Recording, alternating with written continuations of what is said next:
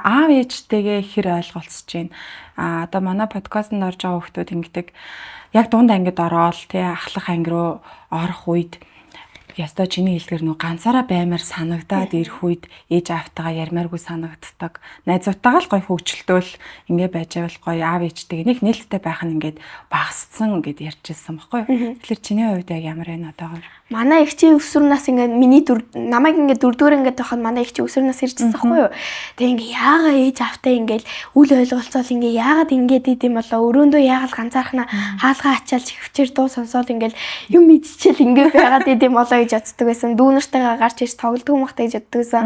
Тэнгүүд яг тэр одоо юу үйлдэл яг надаа ингээд ирээд тэгээ ээж авч гисэн ингээд намайг ойлгоосоо ингээд манай эгч ч гэсэн манай эгч бол намайг үнэхээр амар ойлгож байгаа. Нөгөө туулаад Яг надад ингэдэг байхгүй юу? За уран барахтайхан байгаараа би чиний насыг ингээ хараагаад биш яг туулаад гараад ирсэн шүү. За ёо тэгээд тэнгүүд манай их айгу гоё идэг. Тэгэл би чинь сая ингээл 14 хоногор явсан шүү дээ. Тэнгүүд ингээл ээж автаа үйл ойлголцох үедээ ихж байгаа амар саас. Ихтэй гоё ярилцаад хамт баймар санагдсан тий. Ээж автаагаа болохоор тэгэл ээж аав намайг жоох уурлангуут ууртайгааг мэдээл юун дуурлаад байгаа гэж хайчдаг. Тэнгүүд би тэгж байгаа найзуудтайгаа ярьж байгаа юм идчихэж байгаа л 50 болж идэг.